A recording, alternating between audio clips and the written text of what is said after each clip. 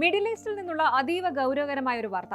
അന്താരാഷ്ട്ര നിയമങ്ങളെയും ഐക്യരാഷ്ട്രസഭയുടെ നയതന്ത്ര പരിരക്ഷയും വെല്ലുവിളിച്ചുകൊണ്ട് കിഴക്കൻ ജെറുസലേമിലെ UNRWA, അതായത് United Nations relief and works ഏജൻസിയുടെ ആസ്ഥാനം ഇസ്രായേൽ ബുൾഡോസർ ഉപയോഗിച്ച് തകർത്തു തുടങ്ങിയിരിക്കുകയാണ്. അതെ, നിങ്ങൾ കേട്ടത് ശരിയാണ്. പലസ്തീൻ അഭയാർത്ഥികൾക്കായി പതിറ്റാണ്ടുകളായി പ്രവർത്തിക്കുന്ന UN ഏജൻസിയുടെ മുഖ്യ ഓഫീസാണ് ജനുവരി 20, 2026 ഇസ്രായേൽ തകർക്കുന്നത്. ഷേഖ് ജറ പരിസരത്തുള്ള ഈ കെട്ടിടത്തിന് മേൽ ഇസ്രായേൽ ഇന്ന് തങ്ങളുടെ ദേശീയ പതാക ഉയർത്തുകയും ചെയ്തു. ഐക്യരാഷ്ട്രസഭ ഇതിനെ സമാനതകളില്ലാത്ത ആക്രമണം എന്നാണ് വിശേഷിപ്പിച്ചത്. എന്തുകൊണ്ടാണ് ഇസ്രായേൽ ഇത്രയും കടുത്ത നടപടിയിലേക്ക് നീങ്ങിയത്? UN ഏജൻസിയെ നിരോധിച്ചതിന് പിന്നിലെ രാഷ്ട്രീയം എന്താണ്? പരിശോധിക്കാം. ഇന്ന് രാവിലെ 7 മണിയോടെയാണ് ഇസ്രായേൽ സൈന്യത്തിന്റെ അകമ്പടിയോടെ ബുൾഡോസറുകൾ ഷേഖ് ജറയിലെ UNRWA ആസ്ഥാനത്തെത്തിയത്. അവിടെ ഉണ്ടായിരുന്ന സുരക്ഷാ ഗാർഡുകളെ ബലം പ്രയോഗിച്ച് പുറത്താക്കി. ജീവനക്കാരുടെ ഫോണുകളും ഉപകരണങ്ങളും പിടിച്ചെടുത്ത ശേഷമാണ് കെട്ടിടം പൊളിക്കാൻ തുടങ്ങിയത്. പലസ്തീൻ അഭയാർത്ഥികൾക്കുള്ള സഹായങ്ങൾ സൂക്ഷിച്ചിരുന്ന ഗോഡൌണുകളും ഓഫീസുകളുമാണ് പ്രധാനമായും തകർക്കപ്പെട്ടത്. ഇസ്രായേലിന്റെ തീവ്ര വലതുപക്ഷ മന്ത്രിയായ ഇറ്റമർ ബെൻ-ഗ്വിർ നേരിട്ടെത്തിയാണ് ഈ നടപടിക്ക് നേതൃത്വം നൽകിയത്. ഇതൊരു ചരിത്രപരമായ ദിവസമാണെന്നും ഭീകരവാദത്തെ പിന്തുണയ്ക്കുന്നവരെ പുറത്താക്കിയെന്നും അദ്ദേഹം പരസ്യമായി പ്രഖ്യാപിച്ചു. എന്തുകൊണ്ടാണ് ഒരു UN ഏജൻസിക്കെതിരെ ഇസ്രായേൽ ഇത്ര കടുത്ത നടപടിയെടുക്കുന്നത്? ഇതിന് പ്രധാനമായും 3 കാരണങ്ങളാണ് ഇസ്രായേൽ പറയുന്നത്. 1. ഭീകരവാദ ബന്ധം. ഒക്ടോബർ 7 നടന്ന ഹമാസ് ആക്രമണത്തിൽ UNRWA ജീവനക്കാർ പങ്കെടുത്തു എന്നാണ് ഇസ്രായേലിന്റെ പ്രധാന ആരോപണം. UN കേന്ദ്രങ്ങൾ ഹമാസ് ഒളിത്താവളങ്ങളായി ഉപയോഗിക്കുന്നുവെന്നും അവർ വാദിക്കുന്നുണ്ട്. ഇനി രണ്ടാമത്തേത് പുതിയ നിയമം, അതായത് ദി ബാൻ എന്ന് പറയാം. 2024 ഒക്ടോബറിൽ ഇസ്രായേൽ പാർലമെന്റ് ഒരു നിയമം പാസാക്കിയിരുന്നു. ഇസ്രായേലിന്റെ നിയന്ത്രണത്തിലുള്ള പ്രദേശങ്ങളിൽ UNRWA പ്രവർത്തിക്കുന്നത് ഇത് നിരോധിക്കുന്നു. ഈ നിയമം നടപ്പിലാക്കുകയാണ് തങ്ങൾ ചെയ്യുന്നത് എന്നാണ് വിദേശകാര്യ മന്ത്രാലയത്തിന്റെ നിലപാട്. ഇനി മൂന്നാമത്തെ കാര്യം ടാക്സ് കുടിശ്ശികയാണ്. അതായത് ജെറുസലേം മുനിസിപ്പാലിറ്റി UNRWAക്കെതിരെ 11 മില്യൺ ഷെക്കൽ, ഏകദേശം $3.4 മില്യൺ പ്രോപ്പർട്ടി ടാക്സ് കുടിശ്ശിക ആരോപിച്ചിട്ടുണ്ട് എന്നതാണ്. എന്നാൽ തങ്ങൾക്ക് നയതന്ത്ര പരിരക്ഷയുള്ളതിനാൽ നികുതി നൽകേണ്ടതില്ലെന്ന് UN വ്യക്തമാക്കുന്നു. ഈ നടപടിയെ കടുത്ത ഭാഷയിലാണ് UN ഏജൻസി മേധാവി ഫിലിപ്പ് ലസാറിനെ വിമർശിച്ചത്. ഇത് അന്താരാഷ്ട്ര നിയമങ്ങളുടെ പരസ്യമായ ലംഘനമാണ്. ഇന്ന് UNRWAക്ക് സംഭവിച്ചത് നാളെ മറ്റേതൊരു അന്താരാഷ്ട്ര സംഘടനയ്ക്കും സംഭവിക്കാമെന്നും അദ്ദേഹം മുന്നറിയിപ്പ് നൽകി. UN നിയമപ്രകാരം ഇത്തരം കേന്ദ്രങ്ങൾക്കും ജീവനക്കാർക്കും പ്രത്യേക പരിരക്ഷയുണ്ട്. അത് ലംഘിക്കുന്നത് ലോകക്രമത്തെ തന്നെ അപകടത്തിലാക്കുമെന്ന് UN സെക്രട്ടറി ജനറൽ അന്റോണിയോ ഗുട്ടറസും ഓർമ്മിപ്പിച്ചു. ലക്ഷക്കണക്കിന് പലസ്തീൻ കുട്ടികൾക്ക് വിദ്യാഭ്യാസവും ആരോഗ്യവും നൽകുന്ന ഏക ഏജൻസിയെ ഇല്ലാതാക്കുന്നത് വലിയൊരു മാനുഷിക ദുരന്തത്തിന് കാരണമാകുമെന്നും അദ്ദേഹം പറഞ്ഞു. ഇസ്രായേലിന്റെ ഈ നീക്കം വെറും ഒരു കെട്ടിടം പൊളിക്കുന്നതിൽ ഒതുങ്ങുന്നില്ല. ശരിക്കും ജെറുസലേമിൽ മാത്രം ഏകദേശം 1,92,000 പലസ്തീൻ അഭയാർത്ഥികളാണ് ഈ ഏജൻസിയെ ആശ്രയിച്ച് കഴിയുന്നത്. 6 UN സ്കൂളുകൾ ഇതിനകം തന്നെ പൂട്ടിക്കഴിഞ്ഞു. ഈ ആസ്ഥാനം തകർത്തതോടെ വെസ്റ്റ് ബാങ്കിലും ഗാസയിലും ഉള്ളവർക്ക് നൽകേണ്ടുന്ന ഭക്ഷണവും മരുന്നും വിതരണം ചെയ്യുന്ന സംവിധാനങ്ങൾ പൂർണ്ണമായും താറുമാറായിരിക്കുകയാണ്.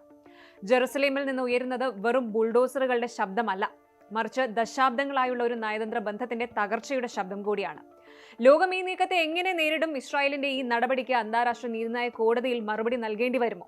വരും ദിവസങ്ങളിൽ ഇതിനെ ചൊല്ലി വലിയ പ്രതിഷേധങ്ങൾ ഉണ്ടാകുമെന്ന് ഉറപ്പാണ്. ഇനി ജെറുസലേമിലെ UNRWA ആസ്ഥാനം ഇസ്രായേൽ തകർത്തതിന് പിന്നാലെ അറബ് രാജ്യങ്ങളിൽ നിന്നും അന്താരാഷ്ട്ര തലത്തിൽ നിന്നും ഉണ്ടായ ശക്തമായ പ്രതികരണങ്ങൾ കൂടി നോക്കാം. ജോർദാൻ, ഈജിപ്ത് തുടങ്ങിയ അയൽ രാജ്യങ്ങൾ ഇസ്രായേലിന്റെ ഈ നടപടിയെ അതീവ ഗൗരവത്തോടെയാണ് കാണുന്നത്. വെറും ഒരു കെട്ടിടം പൊളിക്കലല്ല, മറിച്ച് പലസ്തീൻ ജനതയുടെ നിലനിൽപ്പിന് മേലുള്ള കടന്നുകയറ്റമാണിതെന്നാണ് അറബ് ലോകം ഒന്നടങ്കം ആരോപിക്കുന്നത്. ഇതിനെതിരെ UN ജനറൽ അസംബ്ലിയിൽ പ്രത്യേക യോഗം വിളിക്കണമെന്ന ആവശ്യവും ശക്തമായിട്ടുണ്ട്. ഇസ്രായേലിന്റെ അയൽ രാജ്യങ്ങളായ ജോർദനും ഈജിപ്തും ഈ വിഷയത്തിൽ വളരെ കടുത്ത നിലപാടാണ് സ്വീകരിച്ചിരിക്കുന്നത്. ജോർദൻ വിദേശകാര്യ മന്ത്രാലയം പുറത്തിറക്കിയ പ്രസ്താവനയിൽ ഇതൊരു സിസ്റ്റമാറ്റിക് ടാർഗറ്റിംഗ് ആണെന്നാണ് കുറ്റപ്പെടുത്തിയിരിക്കുന്നത്. പലസ്തീൻ അഭയാർത്ഥികളുടെ തിരിച്ചു വരാനുള്ള അവകാശത്തെ ഇല്ലാതാക്കാനാണ് ഇസ്രായേൽ ശ്രമിക്കുന്നതെന്ന് ജോർദൻ ഉപപ്രധാനമന്ത്രി ഐമൻ സഫാദി പറയുന്നു. ഈജിപ്തും സമാനമായ നിലപാടാണ് സ്വീകരിച്ചിരിക്കുന്നത്. വെസ്റ്റ് ബാങ്കിലും ജെറുസലേമിലും ഇസ്രായേൽ നടത്തുന്ന ഇത്തരം നിയമവിരുദ്ധ നടപടികൾ മേഖലയിൽ ആളിപ്പടരുന്ന സംഘർഷങ്ങൾക്ക് കാരണമാകുമെന്ന് അവർ മുന്നറിയിപ്പ് നൽകി. പലസ്തീൻ അതോറിറ്റിയുമായി ചേർന്ന് UN-ൽ ഇതിനെതിരെ ശക്തമായ നീക്കങ്ങൾ നടത്താനാണ് ഈ രാജ്യങ്ങളുടെ തീരുമാനം. ഇനി റമല്ലയിലെ പലസ്തീൻ NGO നെറ്റ്വർക്ക് ഇതിനെ ഒരു പുതിയ കുറ്റകൃത്യമെന്നാണ് വിശേഷിപ്പിച്ചത്. ഐക്യരാഷ്ട്രസഭയിൽ ഇസ്രായേലിന്റെ അംഗത്വം സസ്പെൻഡ് ചെയ്യണമെന്ന ആവശ്യം അവർ വീണ്ടും ഉന്നയിച്ചു. ICJയുടെ ഉത്തരവുകൾ ഇസ്രായേൽ കാറ്റിൽ പറത്തുകയാണെന്നും ഇതിനെതിരെ ലോകരാജ്യങ്ങൾ കേവലം പ്രസ്താവനകളിൽ ഒതുങ്ങാതെ സാമ്പത്തിക ഉപരോധം അടക്കമുള്ള കർശന നടപടികൾ എടുക്കണമെന്നാണ് അവരുടെ ആവശ്യം. യൂറോപ്പിലെ പ്രധാന രാജ്യങ്ങളായ സ്പെയിൻ, അയർലൻഡ്, നോർവേ എന്നിവർ ഈ നടപടിയെ അപലപിച്ചിട്ടുണ്ട്. പലസ്തീനിലെ മാനുഷിക പ്രവർത്തനങ്ങൾ ഇല്ലാതാക്കാനുള്ള നീക്കമാണിതെന്ന് അവർ സംയുക്ത പ്രസ്താവനയിൽ പറഞ്ഞു. UN ഏജൻസിക്ക് നൽകുന്ന ഫണ്ടിംഗ് വെട്ടിക്കുറയ്ക്കാൻ ട്രംപ് ഭരണകൂടം മുൻപ് ശ്രമിച്ചിരുന്നു. ഇപ്പോൾ ആസ്ഥാനം കൂടി തകർത്തതോടെ ആഗോളതലത്തിൽ ഈ ഏജൻസിയുടെ നിലനിൽപ്പ് തന്നെ അപകടത്തിലാവുകയാണ്. എന്നാൽ ഇസ്രായേലിന്റെ ഈ നടപടിയോടുള്ള പ്രതിഷേധമെന്നോണം പല യൂറോപ്യൻ രാജ്യങ്ങളും UNRWAക്ക് കൂടുതൽ സാമ്പത്തിക സഹായം പ്രഖ്യാപിക്കാൻ സാധ്യതയുണ്ടെന്നും റിപ്പോർട്ടുകളുണ്ട്. രസകരമായ മറ്റൊരു കാര്യം ഇതാണ്. അമേരിക്കൻ പ്രസിഡന്റ് ഡൊണാൾഡ് ട്രംപ് രൂപീകരിച്ച ബോർഡ് ഓഫ് പീസിലേക്ക് ഇന്ത്യയെയും UAEയും ക്ഷണിച്ചിരുന്നു എന്ന വാർത്തയാണ്. എന്നാൽ ഒരു വശത്ത് ഇസ്രായേൽ UN ഏജൻസിയെ തകർക്കുമ്പോൾ സമാധാന ചർച്ചകൾ എങ്ങനെ മുന്നോട്ട് പോകുമെന്ന ചോദ്യവും ഉയരുന്നുണ്ട്. UN ഇല്ലാത്ത ഒരു സമാധാന പ്ലാൻ പലസ്തീൻ ജനത അംഗീകരിക്കുമോ എന്നത് വലിയൊരു പ്രതിസന്ധിയാണ്. ഇനി ലോകരാജ്യങ്ങൾ ഇതിനെതിരെ രംഗത്ത് വരുമ്പോൾ ഇസ്രായേൽ തങ്ങളുടെ ഭാഗം ന്യായീകരിച്ചുകൊണ്ട് രംഗത്തെത്തിയിട്ടുണ്ട്. ഞങ്ങൾ അന്താരാഷ്ട്ര നിയമം ലംഘിച്ചിട്ടില്ല, മറിച്ച് ഞങ്ങളുടെ രാജ്യത്തെ നിയമം നടപ്പിലാക്കുക മാത്രമാണ് ചെയ്തത് എന്നാണ് ഇസ്രായേൽ വിദേശകാര്യ മന്ത്രാലയം നൽകുന്ന വിശദീകരണം. ഇസ്രായേലിന്റെ ഏറ്റവും പ്രധാനപ്പെട്ട വാദം ഇതാണ്: പൊളിച്ചു മാറ്റപ്പെട്ട കെട്ടിടം ഇപ്പോൾ ഒരു UN പ്രോപ്പർട്ടി അല്ല. 2025 ജനുവരിയിൽ ഇസ്രായേൽ പാർലമെന്റ് പാസ്സാക്കിയ നിയമപ്രകാരം UNRWAയുടെ പ്രവർത്തനം രാജ്യത്ത് നിരോധിക്കപ്പെട്ടതാണ്. അതുകൊണ്ട് തന്നെ ആ കെട്ടിടത്തിന് മേലുള്ള UNന്റെ നയതന്ത്ര പരിരക്ഷ, ഡിപ്ലോമാറ്റിക് ഇമ്മ്യൂണിറ്റി നഷ്ടപ്പെട്ടുവെന്ന് ഇസ്രായേൽ വാദിക്കുന്നു.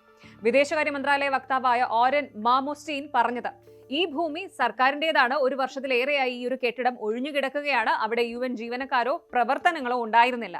അതുകൊണ്ട് ഇത് പൊളിക്കുന്നത് അന്താരാഷ്ട്ര നിയമങ്ങളുടെ ലംഘനമല്ല എന്നാണ്. ഇസ്രായേൽ ഉന്നയിക്കുന്ന രണ്ടാമത്തെയും ഏറ്റവും കടുത്തതുമായ ആരോപണം എന്ന് പറയുന്നത് UNRWAയും ഹമാസും തമ്മിലുള്ള ബന്ധമാണ്. അവർ ഈ ഏജൻസിയെ വിശേഷിപ്പിക്കുന്നത് UNRWA ഹമാസ് എന്ന് തന്നെയാണ്.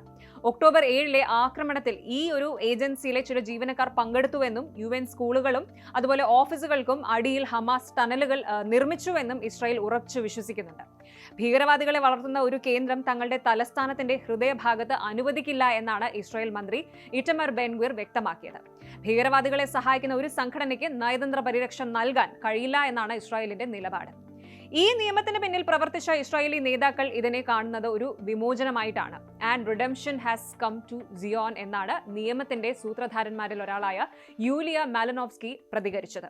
അതായത് ജെറുസലേമിന് മേലുള്ള പൂർണ്ണ അധികാരം ഇസ്രായേലിനാണെന്നും അവിടെ സമാന്തരമായ ഒരു UN സംവിധാനം പ്രവർത്തിക്കുന്നത് തങ്ങളുടെ പരമാധികാരത്തിന് വെല്ലുവിളിയാണെന്നും അവർ വിശ്വസിക്കുന്നു. ഹമാസിനെ അനുകൂലിക്കുന്നവരെ പുറത്താക്കി ആ സ്ഥലം ഇസ്രായേൽ വികസന പ്രവർത്തനങ്ങൾക്കായി ഉപയോഗിക്കുമെന്നും അവർ പ്രഖ്യാപിച്ചു. ഇതൊരു വലിയ പ്ലാനിന്റെ ഭാഗമാണ്. അഭയാർത്ഥി ക്യാമ്പുകളെ സാധാരണ റെസിഡൻഷ്യൽ ഏരിയകളാക്കി മാറ്റാനും റെഫ്യൂജി എന്ന ടാഗ് ഒഴിവാക്കാനുമാണ് ഇസ്രായേൽ ശ്രമിക്കുന്നത്. ഇതിലൂടെ പലസ്തീൻ ജനതയുടെ തിരിച്ചു വരാനുള്ള അവകാശം എന്ന ആവശ്യത്തെ എന്നേക്കുമായി ഇല്ലാതാക്കാം എന്ന് അവർ കരുതുന്നു. അപ്പോൾ ഇസ്രായേലിനെ സംബന്ധിച്ചിടത്തോളം ഇത് വെറും ഒരു പൊളിച്ചു നീക്കൽ അല്ല, മറിച്ച് തങ്ങളുടെ ദേശീയ സുരക്ഷയുടെയും പരമാധികാരത്തിന്റെയും ഭാഗമാണ്. എന്നാൽ അന്താരാഷ്ട്ര സമൂഹം ഈ വാദങ്ങൾ അംഗീകരിക്കാൻ തയ്യാറല്ല. ഏതായാലും ജെറുസലേമിൽ ആ ബുൾഡോസറുകൾ ഇടിച്ചു നിരത്തുന്നത് കേവലം ഒരു കെട്ടിടത്തെയല്ല, മറിച്ച് പതിറ്റാണ്ടുകളായുള്ള നയതന്ത്ര മര്യാദകളെയാണ്. അറബ് രാജ്യങ്ങളുടെ പ്രതിഷേധം കേവലം പ്രസ്താവനകളിൽ മാത്രം ഒതുങ്ങുമോ അതോ ഇസ്രായേലിനെതിരെ വമ്പൻ ഉപരോധങ്ങൾ ഉണ്ടാകുമോ എന്ന് വരും ദിവസങ്ങളിൽ നമുക്കറിയാം. ജെറുസലേമിൽ നിന്ന് ഉയരുന്നത് വെറും ബുൾഡോസറുകളുടെ ശബ്ദമല്ല, മറിച്ച് ദശാബ്ദങ്ങളായുള്ള ഒരു നയതന്ത്ര ബന്ധത്തിന്റെ തകർച്ചയുടെ ശബ്ദം കൂടിയാണ്. ലോകം ഈ നീക്കത്തെ എങ്ങനെ നേരിടും? ഇസ്രായേലിന്റെ ഈ നടപടിക്ക് അന്താരാഷ്ട്ര നീതിന്യായ കോടതിയിൽ മറുപടി നൽകേണ്ടി വരുമോ? വരും ദിവസങ്ങളിൽ ഇതിനെ ചൊല്ലി വലിയ പ്രതിഷേധങ്ങൾ ഉണ്ടാകുമെന്ന് ഉറപ്പാണ്. കൂടുതൽ വാർത്തകൾക്ക് News 18 Keralam YouTube channel subscribe ചെയ്യുക.